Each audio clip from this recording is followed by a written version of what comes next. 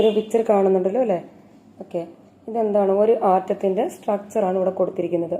നമ്മുടെ ചാപ്റ്ററിൻ്റെ പേര് തന്നെ സ്ട്രക്ചർ ഓഫ് ആറ്റം എന്നാണ്. ഇവിടെ എഴുതിയിട്ടുണ്ട് നൈട്രജൻ, പിന്നെന്താണ് ആറ്റത്തിൻ്റെ സ്ട്രക്ചറും ഇവിടെ കാണിച്ചിട്ടുണ്ട്. ഇനി നമുക്കതൊന്ന് നോക്കാം, എന്താണെന്ന് നോക്കാം. ഇതൊന്ന് മനസ്സിലാക്കിയിട്ട് കുറച്ച് ഭാഗം മനസ്സിലാക്കിയിട്ട് അതുമായിട്ട് റിലേറ്റ് ചെയ്തുള്ള കുറച്ച് ക്വസ്റ്റ്യനും അതിൻ്റെ ആൻസറും കൂടെ നമുക്ക് മനസ്സിലാക്കാം. അപ്പോൾ നോക്കിയേ, ഒരാറ്റം നൈട്രജൻ ഇവിടെ കൊടുത്തിരിക്കുന്നു, ആറ്റം അതിൻ്റെ സ്ട്രക്ചർ ഇവിടെ വരച്ച് കാണിച്ചിട്ടുണ്ട്. അപ്പോൾ ഇനി നമ്മൾ മനസ്സിലാക്കേണ്ടത് എന്താണ്? ഈ ആറ്റത്തിന് ഒരു സെന്റർ ഉണ്ട് അല്ലേ? ഈ കാണിച്ചിരിക്കുന്ന ആറ്റത്തിന് ഒരു സെന്റർ ഉണ്ട്. ആ സെന്ററിനെ വിളിക്കുന്ന പേരാണ് ന്യൂക്ലിയസ്. അപ്പോൾ ആറ്റത്തിന്റെ സെന്ററിനെ വിളിക്കുന്ന പേര് ന്യൂക്ലിയസ്. കണ്ടല്ലോ, ഇതാണ് ആറ്റത്തിന്റെ സെന്റർ എന്ന് പറയുന്നത്. ഓക്കെ, ഇനി ഈ സെന്ററിനകത്ത് എന്തൊക്കെയാണ് നമ്മൾ കാണുന്നത്? പി എന്ന് പറഞ്ഞാൽ പ്രോട്ടോൺ, എൻ എന്ന് പറഞ്ഞാലോ ന്യൂട്രോൺ. അപ്പോൾ ആറ്റത്തിന്റെ സെന്ററിൽ, അതായത് ന്യൂക്ലിയസിനകത്ത് ആരൊക്കെ ഇരിക്കുന്നത്? പ്രോട്ടോണും ന്യൂട്രോണും. മനസ്സിലായല്ലോ? ആറ്റത്തിന്റെ സെന്ററിനെ വിളിക്കുന്ന പേര് ന്യൂക്ലിയസ് ആണെന്നും ആ സെന്ററിനകത്തിരിക്കുന്നത് പ്രോട്ടോണും ന്യൂട്രോണുമാണ് എന്ന് മനസ്സിലായല്ലോ. ഇനി നമുക്ക് നോക്കേണ്ടതാണ് ഈ ആറ്റത്തിന്റെ സൈസ്. നോക്കിക്കണ്ടോ, ഈ ആറ്റത്തിന്റെ സൈസ് ഇത്രയും വലുതാണ്, പക്ഷെ ന്യൂക്ലിയസോ വളരെ ചെറുത്. അപ്പൊ നമുക്കത് എങ്ങനെ പറയാൻ പറ്റും?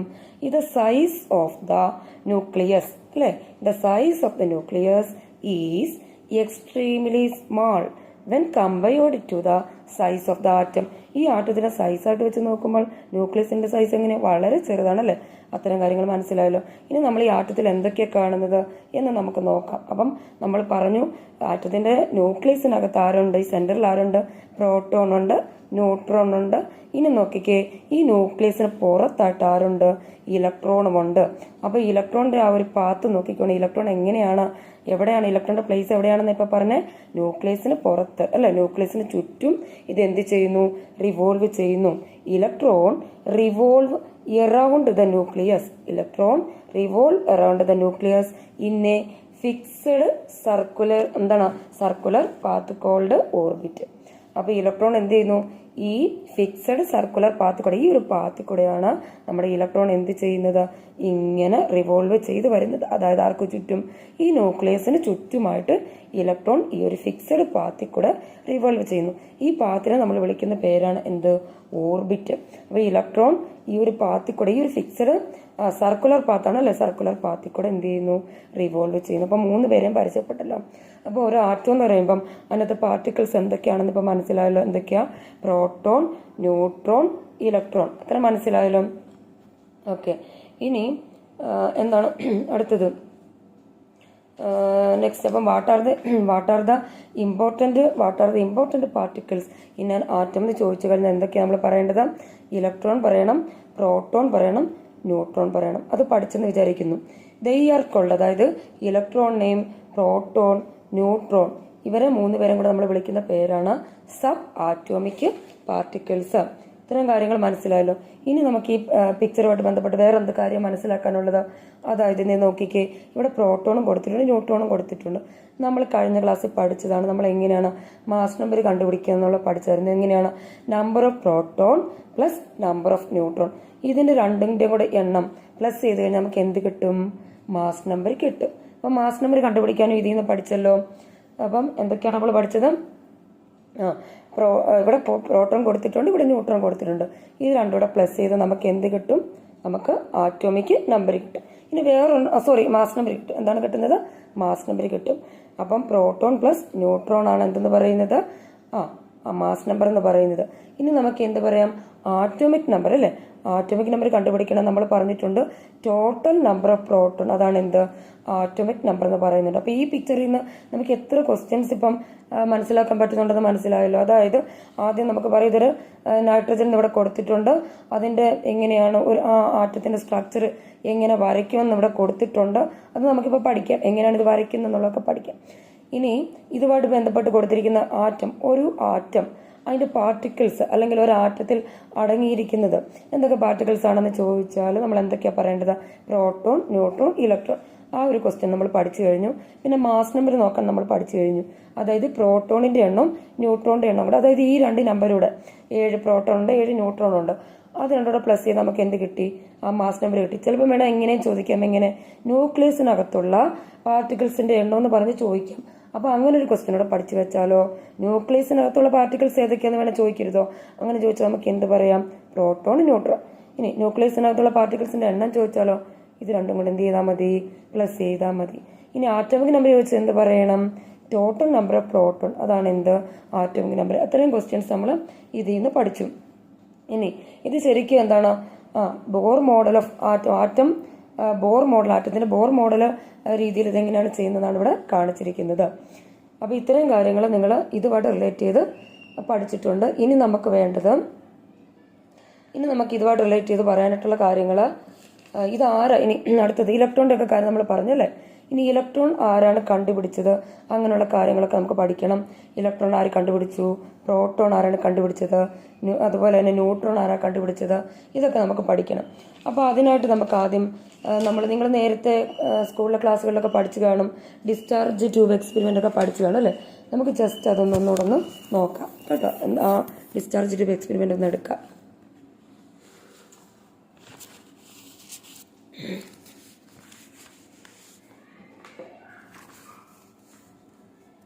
ഇവിടെ കാണാമല്ലോ അല്ലേ? ഡിസ്ചാർജ് ട്യൂബ് കാണാൻ പറ്റുന്നുണ്ടല്ലോ അല്ലേ? ഓക്കെ, ഇനി അതേപ്പറ്റി പറയാം. അത് പഠിച്ചു കഴിഞ്ഞിട്ട് നമുക്ക് ഇലക്ട്രോൺ കണ്ടുപിടിച്ചതാര്, പ്രോട്ടോൺ, അതൊക്കെ പറയാം. അപ്പം നോക്കിക്കോണം. ഇപ്പം ഇങ്ങോട്ട് നോക്കിക്കേ. ഇതിന് പറയുന്നത് എന്താ? ഡിസ്ചാർജ് ട്യൂബ് അല്ലേ? അപ്പം ആ ഒരു എക്സ്പെരിമെൻ്റ് ഒക്കെ നിങ്ങൾ ക്ലാസ്സിൽ വിശദമായിട്ട് പഠിച്ചു കാണും. അതായത് ഇവിടെ ഈ ഡിസ്ചാർജ് ട്യൂബിൽ ഹൈ വോൾട്ടേജ് ഇലക്ട്രിസിറ്റി ഈ ഡിസ്ചാർജ് ട്യൂബിലൂടെ കടത്തിവിടുന്നു അല്ലേ? ഡിസ്ചാർജ് ട്യൂബിലൂടെ ഹൈ വോൾട്ടേജ് ഇലക്ട്രിസിറ്റി കടത്തിവിടുമ്പോൾ ഇവിടെ കാണുന്ന കണ്ട് ഇതെന്താണ്? ഇത് കാഥോഡ്. ഇതെന്താണ്? ആനോഡ്. കണ്ടല്ലോ. എന്നാലും ഞാൻ പറയാം ഇതെന്താണ്? ഇതൊരു ഡിസ്ചാർജ് ട്യൂബാണ്. ഇവിടെ ഈ കാണുന്ന എന്താണ്? ഇത് കാഥോഡാണ്. ഈ കാണുന്ന എന്താണ്? ആനോഡാണ്. അപ്പൊ കാഥോഡ് എന്താണ്, ആനോഡ് എന്താണെന്ന് കണ്ടു. ഓക്കെ, ഇവിടെ ഒരു ഇത് കൊടുത്തിട്ടുണ്ട്, ചാർജ് ഒക്കെ കൊടുത്തിട്ടുണ്ട്. എന്താണത്? ഈ കാഥോഡിന്റെ സൈഡിലായിട്ട് ഇവിടെ കൊടുത്തിരിക്കുന്നത് നെഗറ്റീവ് ചാർജ് കാണിച്ചിരിക്കുന്നു. ഇവിടെ എന്താണ് കാണിച്ചിരിക്കുന്നത്? പോസിറ്റീവ് ചാർജ് കാണിച്ചിരിക്കുന്നു. ഇനി നമുക്കിതൊന്ന് വിശദമായിട്ട് നോക്കാം കേട്ടോ. അപ്പം നോക്കിക്കേ, എന്താ പറഞ്ഞത്? ഈ ഡിസ്ചാർജ് ട്യൂബിലേക്ക് നമ്മുടെ ഹൈ വോൾട്ടേജിൽ ഇലക്ട്രിസിറ്റി ഹൈ വോൾട്ടേജിൽ ഇങ്ങനെ കടത്തി വിടുമ്പോൾ, ഈ ഡിസ്ചാർജ് ട്യൂബിൽ കൂടെ കടത്തി വിടുമ്പോൾ എന്താണ് സംഭവിക്കുന്നത് നമുക്ക് നോക്കാം. ഇവിടെ ഈ കാഥോഡിൽ നിന്ന് റേസ് ഇങ്ങനെ എമിറ്റ് ചെയ്യുന്നതായിട്ട് നമുക്ക് കാണാൻ പറ്റും. കാഥോഡിൽ നിന്ന് ഇങ്ങോട്ട് നോക്കിയത് ഇവിടെ എന്തായിരിക്കുന്നത്? ആനോഡ്. അപ്പൊ കാഥോഡിൽ നിന്ന് ഇതേണ്ടേ ഈ റേസ് ഇങ്ങനെ എമിറ്റ് ചെയ്ത് വരുന്നത് എപ്പോഴാണ്? നമ്മൾ ഡിസ്ചാർജ് ട്യൂബിലൂടെ എന്ത് കടത്തിവിടുമ്പോൾ? ഹൈ വോൾട്ടേജിൽ ഇലക്ട്രിസിറ്റി കടത്തിവിടുമ്പോൾ എന്താ സംഭവിക്കുന്നത്? കാഥോഡിൽ നിന്ന് ഇങ്ങനെ റേസ് ഇങ്ങനെ എമിറ്റ് ചെയ്യുന്നതായിട്ട് നമുക്ക് കാണാൻ പറ്റും അല്ലെ? ഈ റേസിനെ നമ്മൾ വിളിക്കുന്ന പേരെന്താണ്? Cathode rays. കാഥോഡിൽ നിന്ന് വരുന്ന റേസിനെ നമ്മൾ എന്തെന്ന് വിളിക്കുന്നു? കാഥോഡ് റേസ് എന്ന് വിളിക്കുന്നു. ഈ റേസ് അപ്പം ശ്രദ്ധിക്കുക, ഇതെന്താണ്? ആനോഡ്. ഈ കാണിച്ചിരിക്കുക എന്താണ്? ആനോഡ്. അപ്പൊ ഇവിടെ ആനോഡിന് പിന്നിലായിട്ട് എന്തുണ്ട്? ഒരു സിങ്ക് സൾഫൈഡ് സ്ക്രീൻ ഇവിടെ ഉണ്ട്. മനസ്സിലായോ? എന്താണ് ഈ കാണുന്നത്? ആനോഡ്. ആനോഡിന്റെ ബാക്കിലായിട്ട് എന്തുണ്ട്? ഒരു സിങ്ക് സൾഫൈഡ് സ്ക്രീൻ ഉണ്ട്. അപ്പം ഈ സ്ക്രീനിലേക്ക് നമ്മൾ ഈ കാഥോഡിൽ നിന്ന് റേസ് എന്താണ്? ഈ കാഥോഡിലെ റേസ് ഇങ്ങോട്ട് എമിറ്റ് ചെയ്യുമ്പോൾ ഇവിടെ എന്ത് സംഭവിക്കുന്നു? ആനോഡിന്റെ ബാക്കില് ഈ സിങ്ക് സൾഫൈഡ് സ്ക്രീനിൽ എന്ത് സംഭവിക്കുന്നു? ഒരു പച്ച കലർന്ന തിളക്കം ഇവിടെ കാണാൻ പറ്റുന്നു. ഒരു ഗ്ലോ ഇവിടെ കാണാൻ പറ്റും. അത് ഒരു പച്ച കലർന്ന ഗ്ലോയാണ് നമുക്ക് എവിടെ കാണാൻ പറ്റുന്നത്? ഈ ആനോഡിന്റെ ബാക്കിലുള്ള സിങ്ക് സൾഫൈഡ് സ്ക്രീനിൽ കാണാൻ പറ്റുന്ന ഒരു ഗ്രീൻ ഗ്ലോ നമുക്ക് ഇവിടെ കാണാൻ പറ്റും. എപ്പോഴാണ് ഇത് കാണാൻ പറ്റുന്നത്? കാഥോഡിന് റേസ് ഇങ്ങോട്ട് വരുമ്പോൾ. അപ്പോൾ നമുക്ക് മനസ്സിലായി ഇവിടെ വരുന്ന ഈ സിങ്ക് സൾഫൈഡ് സ്ക്രീനിൽ വരുന്ന പച്ച കലർന്ന തിളക്കത്തിന് ആ ഒരു ഗ്രീൻ ഗ്ലോ കണ്ട് ഇവിടെ എഴുതിയിട്ടുണ്ട്, ഗ്രീൻ ഗ്ലോ. ഈ ഗ്രീൻ ഗ്ലോയ്ക്ക് കാരണം എന്താണ്? ഈ കാഥോഡ് റേസ് ആണ്. ഇത്രയും കാര്യങ്ങൾ മനസ്സിലാകും. ഒന്നുകൂടെ പറയാം, ഇതൊരു ഡിസ്ചാർജ് ട്യൂബ് എക്സ്പെരിമെന്റിന്റെ ആണ് കാണിച്ചിരിക്കുന്നത്. ഇത് കാഥോഡും ഇത് ആനോഡുമാണ്. ഡിസ്ചാർജ് ട്യൂബിലൂടെ നമ്മൾ ഹൈ വോൾട്ടേജിൽ ഇലക്ട്രിസിറ്റി കടത്തി വിടുമ്പോൾ കാഥോഡിൽ നിന്ന് റേസ് എമിറ്റ് ചെയ്യുന്നു. അപ്പം പിന്നെ നമ്മൾ എന്താ, അപ്പൊ അതിൽ നമുക്ക് എന്താ മനസ്സിലായി? ഇവിടെ ആനോഡിന്റെ ബാക്കിലായിട്ട് എന്ത് വരുന്നു?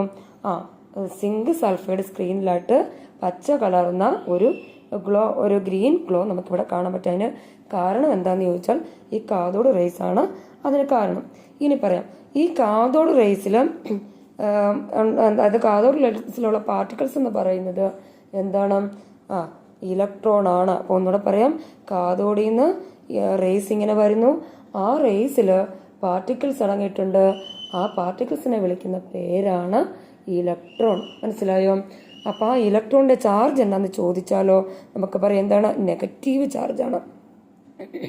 ഇത്തരം കാര്യങ്ങൾ മനസ്സിലാകുന്നുണ്ടോ? ഒന്നുകൂടെ പറയാം.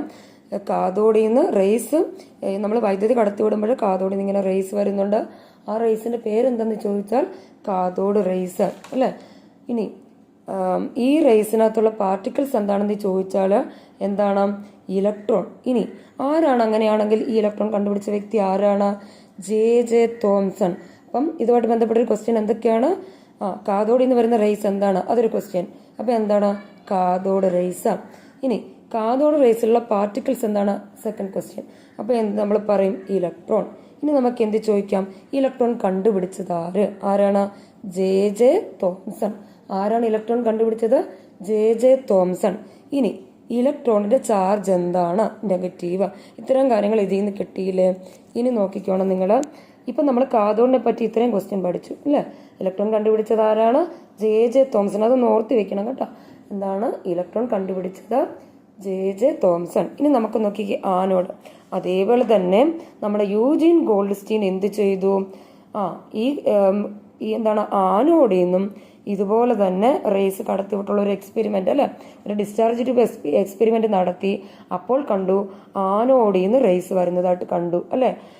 അപ്പം അദ്ദേഹം യൂജീൻ ഗോൾഡ്സ്റ്റീനും ഇതുപോലൊരു ഡിസ്ചാർജ് ട്യൂബ് എക്സ്പെരിമെന്റ് നടത്തിയപ്പോൾ എന്താണ്? ആനോഡിൽ നിന്ന് റേസ് വരുന്ന കണ്ടു. ആ റേസിനെ അദ്ദേഹം വിളിച്ച പേരാണ് കനാൽ റേസ്. CANAL. എന്താണ്? Canal rays. മനസ്സിലായോ? ആനോഡിൽ നിന്ന് വരുന്ന റേസിന് യൂജീൻ ഗോൾഡ്സ്റ്റീൻ വിളിച്ച പേരെന്താണ്? Canal rays. അപ്പൊ കനാൽ റേസുമായിട്ട് ബന്ധപ്പെട്ട ആളുടെ പേര് വെച്ച് നമ്മൾ ആരുടെ പേരാ പറയേണ്ടത്? യൂജീൻ ഗോൾഡ്സ്റ്റീൻ എന്ന് പറയണം. ഓക്കെ. അപ്പൊ who discovered canal rays? Eugen Goldstein. ഇനി അതായത് ഈ പാർട്ടിക്കിൾസ് പറഞ്ഞ എന്താണ്? ആനോഡിൽ നിന്ന് എന്ത് വരുന്നു? റേസ് വരുന്നു. ഇവിടത്തെ പോലെ തന്നെ ആനോഡിൽ നിന്ന് തിരിച്ചെന്ത് വരുന്നു? ആനോഡിൽ നിന്ന് തിരിച്ച് പാർട്ടിക്കിൾസ് വരുന്നു. അപ്പൊ അതിന് അദ്ദേഹം ചെയ്തത് ഈ കാഥോഡിൽ സുഷിരങ്ങളുള്ള ഒരു കാഥോഡിൻ ഈ ഒരു ഇത് വെച്ചിട്ടൊക്കെയാണ് അദ്ദേഹം എക്സ്പെരിമെന്റ് ഒക്കെ നടത്തുന്നത്. അപ്പൊ നിങ്ങളിപ്പം മനസ്സിലാക്കേണ്ടത് എന്താണ്? ആനോഡിൽ നിന്ന് വരുന്ന ആ റേസിന്റെ പേര് കനാൽ റേസ് ആണെന്നും ആ കനാൽ റേസിലുള്ള പാർട്ടിക്കിൾസ് എന്താണ്? പ്രോട്ടോൺ ആണെന്ന് നിങ്ങൾ പഠിച്ചിരിക്കുക. കനാൽ റേസിലെ പാർട്ടിക്കിൾസ് പ്രോട്ടോൺ ആണ്. അത് കണ്ടുപിടിച്ച വ്യക്തി ആരാന്ന് ചോദിച്ചാൽ റുദർഫോർഡ്. ഇത് രണ്ടും കൂടെ തെറ്റിപ്പോകരുത്. അതായത് ആനോഡിൽ നിന്ന് വരുന്ന റേസ് ഏതെന്ന് ചോദിച്ചാൽ കനാൽ റേസ് ആണെന്ന് പറയണം. പിന്നെ ഈ കനാൽ റേസിലുള്ള ആ പാർട്ടിക്കിൾസ് എന്താണെന്ന് ചോദിച്ചാൽ പ്രോട്ടോൺ ആണെന്ന് പറയണം. പ്രോട്ടോൺ കണ്ടുപിടിച്ചത് ആരാണെന്ന് ചോദിച്ചാലോ നമുക്ക് റുദർഫോർഡ് എന്ന് പറയണം. പ്രോട്ടോൺ കണ്ടുപിടിച്ച വ്യക്തി ആരാണ്? റുദർഫോർഡ്. നമുക്കതൊന്നുകൂടെ ഒന്ന് പറയാം ഇത്രയും ആയിട്ട് ബന്ധപ്പെട്ട്. ഇനി മറ്റൊരു ഇതുള്ളത്, ഇതിന്റെ ചാർജ് എന്താണ്? ഈ കനാൽ റേസിൽ നിന്ന് വരുന്ന ആ പാർട്ടിക്കിൾസിന്റെ ചാർജ് ചോദിച്ചാൽ പോസിറ്റീവ്. അതായത് പ്രോട്ടോണിന്റെ ചാർജ് എന്താണ്? പോസിറ്റീവ് ആണ്. ഇത്തരം കാര്യങ്ങൾ മനസ്സിലാവും. ഒന്നുകൂടെ ഒന്ന് പറയാം, അത് ഇമ്പോർട്ടൻ്റ് ആണ്. അതുകൊണ്ട് അതൊന്നുകൂടെ ഒന്ന് പറയാം. ഒന്നുകൂടെ ചോദിക്കാം. Who discovered electron? അതായത് കാഥോഡിൽ നിന്ന് വരുന്ന റേസ് അല്ലെ, കാഥോഡിൽ നിന്ന് വരുന്ന റേസില് പാർട്ടിക്കിൾസ് ആണ് ഇലക്ട്രോൺ. ആ ഇലക്ട്രോൺ കണ്ടുപിടിച്ച വ്യക്തി ജെ തോംസൺ. ഇലക്ട്രോൺ കണ്ടുപിടിച്ച വ്യക്തി ആര്? J Thomson. ഓക്കെ. ഇനി കാഥോഡിൽ നിന്ന് വരുന്ന റേസ് ആണ് കാഥോഡ് റേസ്. ആ കാഥോഡ് റേസിലെ പാർട്ടിക്കിൾസ് എന്താണ്? ഇലക്ട്രോൺ. കാഥോഡ് റേസിലെ പാർട്ടിക്കിൾസ് എന്താണ്? ഇലക്ട്രോൺ. ഇലക്ട്രോൺ കണ്ടുപിടിച്ച വ്യക്തി ആരാണ്? J Thomson. ആരാണ് ഇലക്ട്രോൺ കണ്ടുപിടിച്ചത്? J Thomson. അപ്പം ഇനി what is the charge of the particles of cathode rays? Cathode റേസിലെ പാർട്ടിക്കിൾസിന്റെ ചാർജ് എന്താണ്?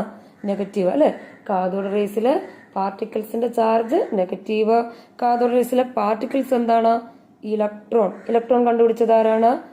J Thomson. ഇനി നമുക്ക് ഇത് ഒന്നുകൂടെ പറയാം. ഇനി ഇതെന്താണ്? ആനോഡ് അല്ലെ. ആനയോട് നിന്ന് വരുന്ന റേസ് എന്താണ്? Canal rays. അപ്പം ഇതിന്റെ എക്സ്പെരിമെന്റ് നടത്തിയത് നമ്മുടെ യൂജീൻ ഗോൾഡ്സ്റ്റീൻ ആണ്. ഈ ഡിസ്ചാർജ് ട്യൂബൊക്കെ വെച്ചിട്ട് അത് എക്സ്പെരിമെന്റ് നടത്തി. അപ്പം ആനോഡിൽ നിന്ന് വരുന്ന റേസ് കനാൽ റേസ് എന്ന് കണ്ടുപിടിച്ചാരാന്ന് ചോദിച്ചാൽ യൂജീൻ ഗോൾഡ്സ്റ്റീൻ. ഇനി കനാൽ റേസിലെ പാർട്ടിക്കിൾസ് എന്താണ്? പ്രോട്ടോൺ. കനാൽ റേസിൽ നിന്ന് വരുന്ന പാർട്ടിക്കിൾസ് എന്താണ്? പ്രോട്ടോൺ. ആ പ്രോട്ടോൺ കണ്ടുപിടിച്ച വ്യക്തി ആരാണെന്ന് ചോദിച്ചാലോ റുദർഫോർഡ് എന്ന് പറയണം. കനാൽ റേസിൽ നിന്ന് വരുന്ന പാർട്ടിക്കിൾസ് കണ്ടുപിടിച്ച വ്യക്തി, അതായത് പ്രോട്ടോൺ, അത് കണ്ടുപിടിച്ച വ്യക്തി ആരാണ്? റുദർഫോർഡ് എന്ന് പറയണം. ഇനി എന്താണ് what is the charge of the particles of ഈ എന്താണ് ഇത് ഇവിടെ എന്താണ് എന്ത് റേസ് നമ്മൾ പറയുന്നത്? Canal raise. അത് പോസിറ്റീവ് ആയിരിക്കും. അതായത് പ്രോട്ടോണിന്റെ ചാർജ് പോസിറ്റീവും ഇലക്ട്രോണിന്റെ ചാർജ് നെഗറ്റീവ് ആയിരിക്കും. അപ്പോൾ ഇതുമായിട്ട് ബന്ധപ്പെട്ട കുറേ ക്വസ്റ്റ്യൻസ് നമ്മളിപ്പോൾ പഠിച്ചു അല്ലേ. ഇനി നമ്മൾ നേരത്തെ ഇത്തരം കാര്യങ്ങൾ മനസ്സിലായാലും ഇപ്പം ഒന്നുകൂടെ ആ ക്വസ്റ്റ്യൻസ് എല്ലാം നമ്മൾ പഠിച്ച ക്വസ്റ്റ്യൻസ് എല്ലാം ഒന്നുകൂടെ റിവൈസ് ചെയ്യാം. നമ്മൾ നേരത്തെ പഠിച്ചത് എന്താണ്? What are the important particles in an atom. ഒരാറ്റത്തിലെ ഇമ്പോർട്ടൻറ്റ് പാർട്ടിക്കിൾസ് എന്നാ നമ്മൾ പഠിച്ചത്? എന്തൊക്കെയായിരുന്നു? Electron, proton, neutron. ന്യൂട്രോണിന്റെ സ്പെല്ലിംഗ് എന്താ? NEUTRON, neutron. അതൊക്കെ നമ്മൾ പഠിച്ചു. ഇനി വേറൊന്നുകൂടെ നമുക്ക് പറയാനായിട്ടുള്ളത്, നമ്മൾ പറഞ്ഞു എന്താണ്? ഇലക്ട്രോൺ കണ്ടുപിടിച്ച വ്യക്തി ആരാണ്? JJ Thomson. പ്രോട്ടോൺ കണ്ടുപിടിച്ച വ്യക്തി ആരാണ്? റുദർഫോർഡ്. ഇനി ന്യൂട്രോൺ കണ്ടുപിടിച്ച വ്യക്തി ആരാണെന്ന് ചോദിച്ചാലോ? James Chadwick. ആരാണ് ന്യൂട്രോൺ കണ്ടുപിടിച്ചത്? James Chadwick. അത് പഠിച്ചിരിക്കണം കേട്ടോ. ഇത് മൂന്നും ഇമ്പോർട്ടൻ്റ് ആണ്, പഠിച്ചിരിക്കണം. ഒന്നുകൂടെ പറയാം. ഇലക്ട്രോൺ കണ്ടുപിടിച്ചത് ആരാണ്? JJ Thomson. പ്രോട്ടോൺ കണ്ടുപിടിച്ചത് ആരാണ്? റുദർഫോർഡ്. നിങ്ങളത് റുദർഫോർഡ് അല്ലേ? റുദർഫോർഡ്. നിങ്ങളത് എഴുതി നോക്കണം കേട്ടോ. ഞാൻ ക്വസ്റ്റ്യൻ ചോദിക്കുന്നത് ആദ്യം നിങ്ങൾ കേട്ട് മനസ്സിലാക്കിയവർ പിന്നീട് ഞാൻ ക്വസ്റ്റ്യൻ ചോദിക്കും, പെട്ടെന്ന് അത് എഴുതാൻ പറ്റുന്നുണ്ടോ എന്ന് നോക്കുക. ഇനി ന്യൂട്രോൺ കണ്ടുപിടിച്ചത് ആരാണ്? James Chadwick. എന്നോട് പറയാം, ന്യൂട്രോൺ കണ്ടുപിടിച്ചത് ആരാണ്? James Chadwick. ജെയിംസ് എന്ന് പറയും JAMES, അത് എല്ലാവർക്കും അറിയാം. ചാഡ്വിക്ക് CHADW ആണ്, WICK. James Chadwick. ഇനി നമുക്ക് ഇതിന്റെയൊക്കെ ചാർജ് നമ്മൾ പറഞ്ഞു. ഇലക്ട്രോണിന്റെ ചാർജ് എന്താ? നെഗറ്റീവ്. ഇനി പ്രോട്ടോണിന്റെ ചാർജ് എന്താ? പോസിറ്റീവ്. അങ്ങനെയാണെങ്കിൽ ന്യൂട്രോണിന്റെ ചാർജോ? Charge less. ന്യൂട്രോണിന് ചാർജ് ഇല്ല കേട്ടോ. ന്യൂട്രോണിന് ചാർജ് ഇല്ല. ഇത്തരം കാര്യങ്ങൾ മനസ്സിലായല്ലോ. ന്യൂട്രോണിന് ചാർജ് ഇല്ല എന്ന് മനസ്സിലായി. ഇനി നമുക്ക് പറയാനുള്ളത് എന്താണ്? ഇനി അടുത്ത ജസ്റ്റിന് പഠിക്കാനുള്ള നമുക്ക് പ്ലം പുഡിംഗ് മോഡൽ ആരുമായിട്ട് ബന്ധപ്പെട്ടതാണ്? അതും JJ തോംസൺ.